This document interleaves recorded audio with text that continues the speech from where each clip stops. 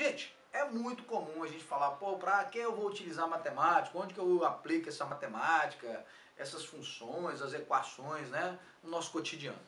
Uma aplicação muito comum é a função do segundo grau. Porque a função do segundo grau, ela parte do princípio de que o gráfico dela vai ser descrever uma parábola. Então, o gráfico de uma função do segundo grau, ou seja, f de x, ax ao quadrado mais bx mais c, essa função que nos lembra muito a equação do segundo grau, a equação seria o quê? Ax ao quadrado mais bx mais c igual a zero. Agora nós temos uma função, ou seja, um valor aqui, ó, que depende destes outros valores aqui. Nós estamos saltando uma pequena etapa aí de função, aquela parte introdutória, que nós vamos ver posteriormente. Mas eu queria dar uma abordada aqui, nessas questões aqui, na aplicação da função do segundo grau. Posteriormente nós veremos como funciona isso lá do início, como funciona a relação de x e y em uma função, plano cartesiano, toda essa história. Mas eu queria realçar aqui, né, a importância de você estudar a função do segundo grau, até te chamando a atenção, para que você realmente perceba a importância disso aí no nosso cotidiano. Como eu digo que uma função do segundo grau é uma parábola, ela pode descrever uma concavidade voltada para cima ou pode descrever uma concavidade voltada para baixo. Então a parábola ela pode ser voltada para cima ou ela pode ser voltada para baixo. Quando que eu sei que uma função quadrática ou função do segundo grau descreve uma parábola com concavidade voltada para cima? Quando que eu sei isso? É muito simples, basta eu observar o coeficiente A. Esse A aqui, ó, que multiplica o x ao quadrado. Esse A, quando ele for positivo, ou seja, mais 2, mais 3, mais 5, for positivo, eu vou ter uma concavidade voltada para cima. Por isso que eu digo, quando A for maior do que zero, ou seja, for um número positivo, a sua concavidade vai ser voltada para cima. Já quando eu tenho o A, este mesmo A aqui, negativo, menos 3, menos 4, menos 1/3, não importa. Um número negativo, ou seja, menor do que zero, eu tenho uma concavidade voltada para baixo. Voltada para baixo. Ah, mas e aí a aplicação disso aí?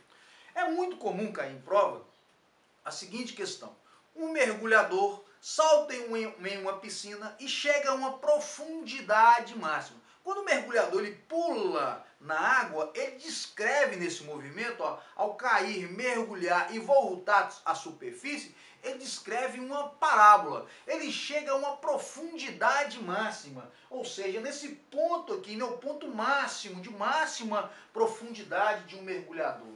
Outra questão muito comum em prova é quando a gente fala assim, olha, o cara chutou uma bola. A bola, quando ela é chutada e ela vai a uma certa altura e depois cai, ela descreve também a trajetória de uma parábola. Ela vai chegar numa altura máxima. Essa altura máxima aqui e essa altura mínima aqui é onde que a gente fala que é um ponto importante da parábola. Esse ponto importante da parábola chama-se vértice da parábola. Tá certo?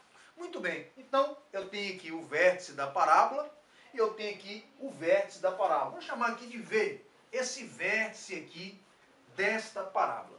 Como é função, toda função ela é composta por pontos. Uma parábola dessa aqui, ó, ela é composta por infinitos pontos.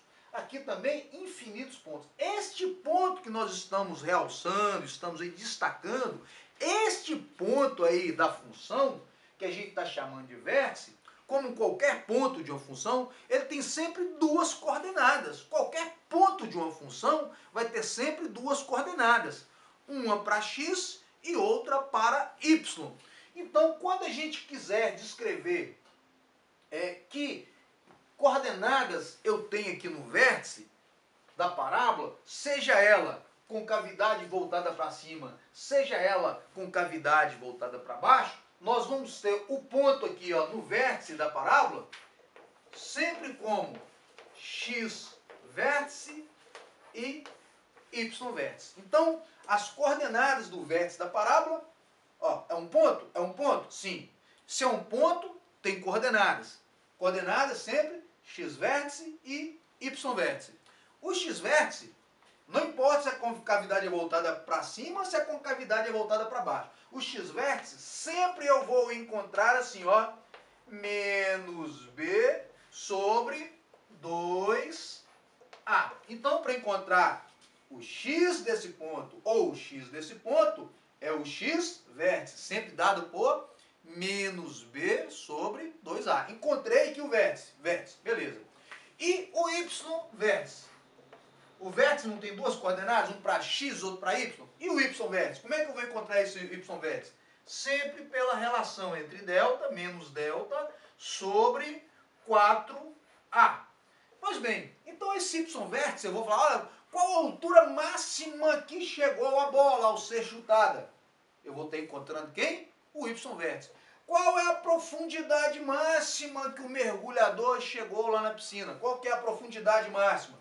Y vértice também. Todos os dois, tanto a altura máxima como a profundidade máxima aqui, eu vou sempre encontrar meu y vértice para descobrir a altura máxima e profundidade máxima. Tá certo, gente? Então isso é uma aplicação muito utilizada. Sempre em prova, você fala, ó, altura máxima, alcance máximo, a área máxima, se tiver uma função lá envolvendo área, pode ser que essa função envolvendo área caia numa função do segundo grau. Caindo em uma função do segundo grau, vamos supor que a área caiu numa função do segundo grau. E aí eu quero saber qual que é a área máxima. Mesma coisa. Vamos estar utilizando quem? O y vértice. Y vértice, sempre menos delta sobre 4a. Delta é aquele b ao quadrado menos 4ac? Sim, é aquele mesmo delta. Delta igual a b ao quadrado menos 4ac. Bacana aí, gente? Beleza? Então, gente, ficou a dica aí, uma dica muito importante, é muito cobrada em prova, muito cobrada em Enem, em questões de vestibulares, tá certo? Né? Então, em exames, outro tipo de exame aí, concurso, sempre é cobrado isso aqui. Então, fica atento. Falou em máximo, ouviu essa palavra, alcance máximo, altura máxima, profundidade máxima, fica de olho nesse cara aqui, ó, no y vértice, menos delta 4 sobre 4a. Ok, pessoal? Então, nós vamos ficar por aqui.